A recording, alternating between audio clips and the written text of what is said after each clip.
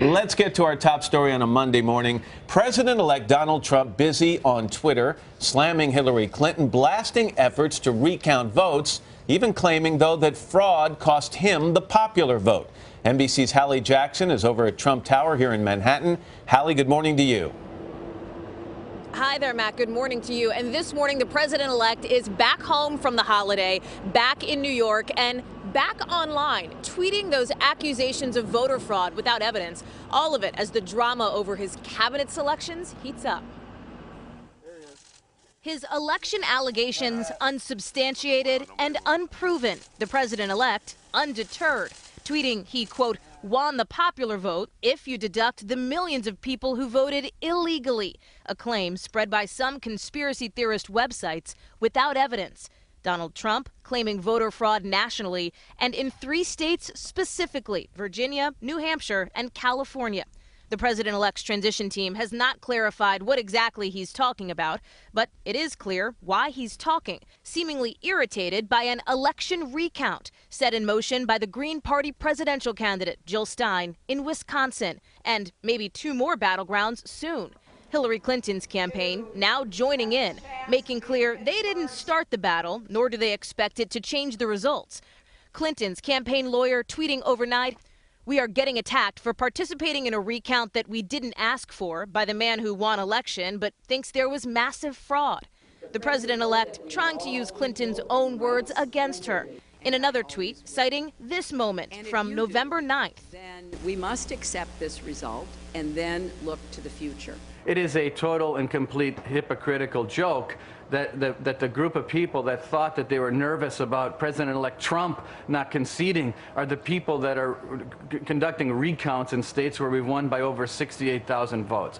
One of the president-elect's top aides in an implicit recount rebuke, referencing a 45-minute conversation between Donald Trump and President Obama this weekend. There is a respect for the process and the peaceful transition of power, which is why this recount by Jill Stein and now the Hillary people is just so confounding and disappointing.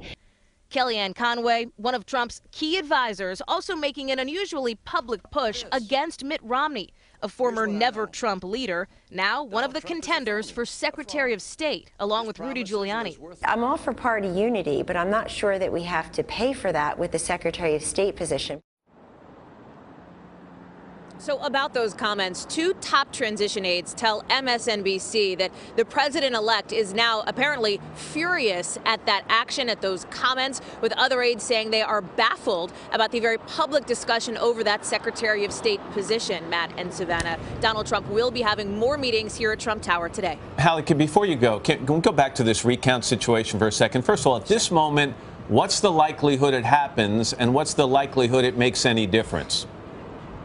Okay, so let me take that in 2 parts, Matt. The likelihood that it happens, listen, recounts, remember, are state by state, not nationally. So in Wisconsin right now, you have a series of local clerks who are figuring out how much a recount would cost. And then if the Green Party can cover those expenses, which Jill Stein says she can, then you will see the recount set into motion.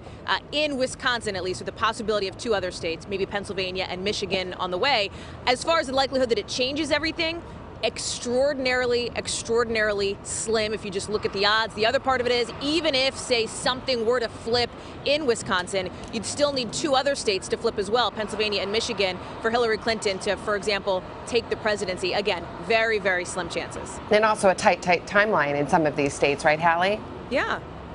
Yeah, Wisconsin has a deadline set by the state of December 13th to get this recount finished, which means that already you're seeing some of these local municipalities warn that they're going to have to work nights and weekends to get this done if it does happen. Should also mention that today is the deadline to trigger a recount in Pennsylvania and Wednesday in Michigan, where that vote margin is the closest at about 10,000 votes. All right, Hallie, thank you very much. Hello, Today fans. Thanks for checking out our YouTube channel. Subscribe by clicking that button down there and click on any of the videos over here to watch the latest interviews, show highlights, and digital exclusives.